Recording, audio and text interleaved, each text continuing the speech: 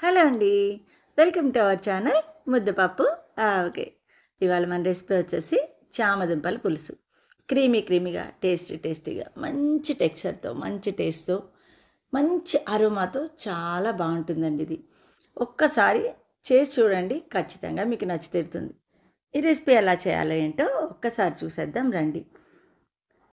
దీనికి కావాల్సిన పదార్థాలు: ఒక పావు కిలో చామగడ్డను ఉడకపెట్టుకుని తొక్క తీసేసి ముక్కలు కట్ చేసి పెట్టుకోండి. అలాగే ఒక ఉల్లిపాయ ముక్కలు కట్ చేసి పెట్టుకోండి. ఒక పెద్ద టమాటా ప్యూరీలా చేసి పెట్టుకోండి. అలాగే ఒక నిమ్మకాయ అంత చింతపండుని రసం తీసి పెట్టుకోండి. కొంచెం కొత్తిమీర, అలాగే కరివేపాకు, 2 పచ్చిమిరపకాయ చీలికలు, అలాగే 1 టేబుల్ స్పూన్ అల్లం వెల్లుల్లి పేస్ట్, అలాగే జీలకర్ర, ఆవాలు, బెల్లం, కారం, పసుపు, మెంతులు, ఉప్పు. ఇప్పుడు ఎలా చేయాలో ఏంటో ఒక్కసారి చూసేద్దాం రండి.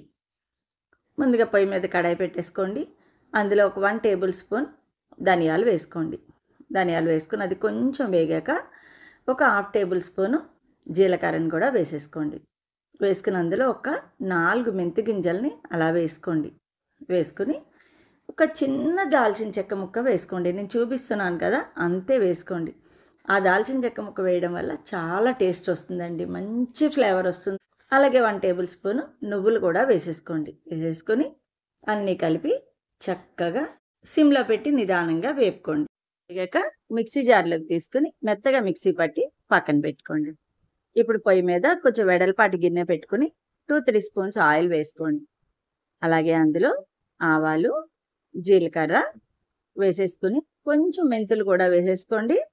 3 కలిపి వేగే వరకు ఒక్క నిమిషం పాటు అలా వేయించేయండి. వేయించాక అందులో ఉల్లిపాయ ముక్కలను తీసుకుని వేసుకోండి. ఇది ఒక పెద్ద ఉల్లిపాయని అలా ముక్కలు కట్ చేసి వేసుకున్నానండి. వేసేసుకుని ఉల్లిపాయ మగ్గే వరకు నిదానంగా సిమ్లో పెట్టుకుని అలాగే కొంచెం సేపు వేయించుకోండి. ఉల్లిపాయ కొంచెం మగ్గాక అందులో పచ్చిమిరపకాయ చీలికలు, అలాగే కరివేపాకుని కూడా వేసేసుకోండి. ఒక 1 టేబుల్ స్పూన్ అల్లం వెల్లుల్లి పేస్ట్ని వేసేసుకోండి. అల్లం వెల్లుల్లి పేస్ట్ పచ్చివాసన పోయే వరకు చక్కగా వేయించేసుకుని అందులో కొంచెం పసుపు కూడా వేసుకోండి. వేసుకుని అన్నిటినీ కలిపి శుభ్రంగా కలిపేసి ఇందాక మనం చామదుంపలు ఉడకపెట్టి పెట్టుకున్నాక అవి కూడా అందులో వేసేసుకోండి. చామదుంపలు కూడా వేసుకున్నాక శుభ్రంగా అంతా కలిపేసేసుకుని ఒక్క నిమిషం పాటు అలాగా మగ్గనివ్వండి. ఇప్పుడు అందులో 1 టేబుల్ స్పూన్ కారం కూడా వేసుకోండి. కారం మీ టేస్ట్కి తగినట్టుగా వేసుకోండి. అలాగే ఇందాక మనం కొట్టి పెట్టుకున్నాక ధనియాలు అవి పౌడరు, ఆ పౌడర్ని కూడా ఇందులో వేసేసుకోండి.